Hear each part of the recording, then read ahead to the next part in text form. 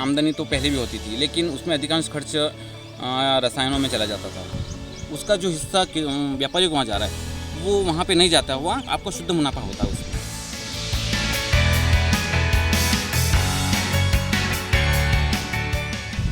एक ही खेत में अलग अलग प्रकार की फसल लगाते हैं ताकि उससे मुनाफा लगातार मिलता रहे। मेड़ के पास में जो पेड़ लगाते हैं अपन, पेड़ के ऊपर सब्जियों की बेलें चढ़ाना चाहिए। मेड़ पर पेड़ भी हो जाता है और पेड़ पर फिर बेल चली जाती है। क्या आपने कभी कल्पना की है कि जो पथरीली ज़मीन है उस पे भी बेहतर उत्पादन करके एक सफल किसान बना जा सकता है? क्या आपने कभी सोचा है कि जहाँ पे पानी का कोई संसाधन ना रहा हो, जहाँ पे आसपास पानी ना हो, क्या वहाँ पे भी अच्छी पैदावार की जा सकती है? क्या आपने सोचा है कि पूरी तरह से जैविक पद्धति पे खेती करके एक बेहतर उत्पादन लिया जा सकता है? आज हम आपको एक ऐसे ही सफल किसान से मिलवाना चाहते हैं जो मंदसौर ज़िले के स्वास्टा तहसील के गुराड़िया प्रताप गाँव के हैं, जिनका नाम अर्जुन पाटीदार जी है। तो चलिए उनसे मिलते हैं और सीखते हैं कि कैसे हम सफल खेती करें। देखो, ये तो है कि आवश्यकता ही आविष्कार की जननी है। तो जब खेती में मिट्टी नहीं होगी, पथरीली होगी, तो उस पर संभव नहीं कि अच्छे से खेती कर पाएँ। तो हमने उबड़ खाबड़ खेतों को पहले समतल बनाया। समतल बनाने के बाद जहाँ पर हमारे खेतों में जहाँ ज़्यादा मिट्टी होती है या खुद के तालाब बनवाए छोटे छोटे, तो वहाँ की मिट्टी उठा करके यहाँ पर लाके इन खेतों में डाला गया है। और डालने के बाद उस मिट्टी में सूक्ष्म जीवों की कमी होती है, तो उसके लिए हमने इसमें हरी खाद लगाई। पहले लगातार 2 वर्ष तक एक फसल लेकर के एक फसल में हरी खाद के रूप में उपयोग किया गया। और उसके बाद अब लग गया कि हाँ, भूमि पूरी तरह से चार्ज हो चुकी है, अच्छा उत्पादन देने के लिए तैयार हैं। फिर हमने इसमें अलग अलग फसलें लगाना शुरू की। दलहन भी लगाई, तिलहन भी लगाई, अनाज भी लगाया, मसाले भी, औषधि, सभी प्रकार की फसलें इसमें थोड़ी थोड़ी मात्रा में लगाते हैं। कैसे, थोड़ा बताइए। जैसे कि इसमें देखेंगे आप तो अमरूद लगा हुआ है जी अमरूद के साथ में मूंगफली लगी हुई है इसमें जी इंटरक्रॉपिंग के रूप में। जी और ये जो बेड बने हुए हैं इसके बीच में जी 5 फीट, पौधे से पौधे की दूरी 5 फीट है। जी तो इसके बीच में हमने महाराष्ट्र से हल्दी मंगवा करके बीज हल्दी का लगाया है इसमें, ताकि वो क्या है कि कभी मौसम साथ ना दे, किसी कारणवश ज़्यादा बारिश हो जाए, ओले गिर जाए या सूखा पड़ जाए, तो अपनी एक फसल गारंटी से पैदा हो जाती है। कभी ऊपर वाली जो दाने वाली फसल है वो ख़राब हो जाती है, तो कंद वाली फसलें बच जाती हैं। इसलिए एक ही खेत में अलग अलग प्रकार की फसल लगाते हैं ताकि उससे मुनाफा लगातार मिलता रहे। और किसानों को आय रोज़ चाहिए, जितना खर्च खेती में होता है उतना उसको रोज़ाना मिलना चाहिए। तो अभी 1 वर्ष के पौधे हैं, 1 वर्ष में इन्होंने फल देना शुरू कर दिया है। कितना कुछ बदला 10 साल में आपकी आमदनी की अगर हम बात करें, 15-20 सालों में कितना कुछ फ़र्क आया? देखो, आमदनी के लिए तो पहले क्या है कि आमदनी तो पहले भी होती थी, लेकिन उसमें अधिकांश खर्च रसायनों में चला जाता था।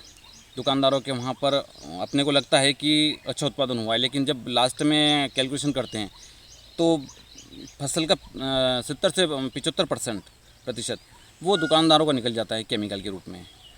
तो हम ये कर सकते हैं कि अपने जो केमिकल किसानों के द्वारा उपयोग किया गया है उसका जो हिस्सा व्यापारी को वहाँ जा रहा है वो वहाँ पे नहीं जाता। वहाँ यदि आपको फसल थोड़ी भी कम भी होती है तो आपको शुद्ध मुनाफा होता है उसमें। एक तो ये है कि जैविक चीज़ें बाज़ार में बहुत ज़्यादा मांग है और इतना उपलब्ध भी नहीं है, और रेट अच्छा खासा इसका जो रसायन वाली खेती होती है उससे लगभग 2 से 2.5 गुना अधिक मूल्य मिलता है। हर कोई अपने बच्चों को केमिकल वाला भोजन नहीं खिलाना चाहेगा। तो जो पैसे वाले हैं या जो अच्छे पढ़े लिखे हैं वो इस बात को समझते हैं कि केमिकल से जो खाना हम खा रहे हैं केमिकल युक्त, उससे हमारे शरीर में अनेक प्रकार की बीमारियां पैदा हो रही है। अगर हम आपसे साधारण भाषा में 5 तरीके समझने चाहें उन्नत खेती के, तो क्या 5 तरीके हैं? पहला तो ये है कि पशुपालन होना चाहिए, बिना पशुपालन की खेती नहीं है। दूसरा ये होता है कि आपको एक ही फसल की बजाय अनेक फसलें लेना चाहिए। तीसरा ये होता है कि आपका खुद का पानी होना चाहिए। यदि आपका खुद का पानी नहीं है और पानी भी अच्छा होना चाहिए, ना उसका TDS ज़्यादा हो ना उसका pH ज़्यादा हो। अगला ये है कि खेतों की समय समय पर जांच करवाते रहना चाहिए, मिट्टी की जांच। हम्म, क्योंकि आपकी मिट्टी क्षारीय है, अम्लीय है या उदासीन है, किस प्रकार की है, ये आपको पता नहीं चल पाएगा जब तक आप उसकी टेस्टिंग नहीं करवाएंगे। और अगला रहता है कि खेत स्वयं का होना चाहिए। बटाई पर लीज पे लिया हुआ खेत अच्छे मन से किसान खेती नहीं कर पाते उसमें, क्योंकि ये सोचते हैं ना कि अपना खुद का खेत नहीं, हम क्यों अच्छा करें इसको। जैविक खेती पे अभी किसान बहुत भरोसा करना मुश्किल हो रहा है। उनको लगता है कि इससे उत्पादन काफ़ी कम आता है, बहुत ज़्यादा उत्पादन नहीं आता है। तो इसमें क्या सच्चाई है, इसको लेके आप क्या कहेंगे? यदि आपके खेत में जान नहीं है, वो पूरी तरह केमिकल युक्त है, तो संभव है कि आप शुरुआत में उसको जैविक खेती से एकदम से कन्वर्ट नहीं कर सकते। उसको थोड़ी थोड़ी मात्रा में रसायन कम करते जाना होगा और जैविक आदान बढ़ाना पड़ेंगे, तभी आपका खेत अच्छे से उत्पादन दे पाएगा। यदि आपने एकदम से पूरा केमिकल बंद कर दिया और एकदम से जैविक खेती पे आ गए तो आपको उत्पादन नीचे गिर जाएगा, क्योंकि वो खेत उसके लिए तैयार नहीं होते हैं। तो कितना वक्त लगेगा पूरी तरह से जैसे भी केमिकल युक्त खेतों को अगर हमें जैविक करना है तो कितना वक्त लगेगा? वो पहले साल में इसको केमिकल को आधा करना होता है, 50%, और 50% आपको जैविक की ओर कन्वर्ट करना होता है उनका।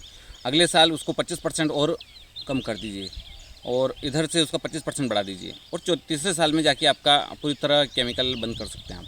तो अभी आप कितने वर्षों से बाजार से जैविक खाद, कीटनाशक दवाइयाँ, रासायनिक कीटनाशक, ये कितने वर्षों से नहीं ले रहे हैं बाजार ये से? लगभग 10 से 12 वर्षों से हमने पूरी तरह से बंद कर दिया है, पूरी तरह और से? उसकी जगह खुद का निर्माण करते हैं। कीटनाशकों, कीट नियंत्रक, नीम आधारित, और दूसरे जो अपने यहाँ पे स्थानीय पेड़ पौधे हैं उनसे कीट नियंत्रक बना करके उनको उपयोग करते हैं। अगर एक छोटा और आम और साधारण किसान आपकी तकनीकों को अपनाना चाहे तो कितना सक्सेस हो सकता है? देखो, ऐसा नहीं कि इसके लिए बहुत बड़ा फार्मों की आवश्यकता है। 1 एकड़, आधे एकड़, 2 एकड़ से भी शुरुआत कर सकते हैं अपन, क्योंकि मेड़ पे हमेशा खाली होती है। तो मेड़ के उत्तर और पश्चिम दिशा में हमें ऊंचे फलदार वृक्ष लगाना चाहिए। उसका क्या फ़ायदा है? उससे ये फ़ायदा है कि जब उत्तर की तरफ से ठंडी हवाएं जब चलती है तो उसके लिए फसलों को पाला लगने से बचाव होता है, और पश्चिम में लगाने से होता है कि जब गर्म हवाएं गर्मियों में चलती है, लू जो चलती है, उससे फसलों को गर्म हवाओं से रक्षा होती है, और खेत का तापमान नियंत्रित रहता है। पशु पक्षी पेड़ पौधे पे आके बैठते हैं, अपने पक्षी जो चिड़िया वगैरह आती है, तो ये एक प्रकार के कीट नियंत्रक का काम करती हैं। मेड़ के पास में जो पेड़ लगाते हैं अपन, पेड़ के ऊपर सब्जियों की बेलें चढ़ाना चाहिए, ताकि उसको आपको खेत में लगाने की आवश्यकता नहीं होती है। उसको सहारा देने के लिए वो पेड़ काफ़ी होते हैं, तो मेड़ पर पेड़ भी हो जाता है और पेड़ पर फिर बेल चल जाती है, तो वो बिना सहारे के आपके सब्जियां अच्छा उत्पादन दे सकती है। उसमें आदान सारे यदि आपके खुद के होते हैं तो आपको बाजार आधारित खेती नहीं करना पड़ेगी। और अभी तो आपको देखा देखी सैकड़ों किसान ये खेती अपना रहे हैं। बिल्कुल कर रहे हैं। हमारे क्षेत्र में तो लगभग सिंगल फसल का चलन नहीं है। हर किसान के पास आपको रबी और खरीफ में एक समय में लगभग 10 से 12 फसलें एक एक साथ मिल जाती है।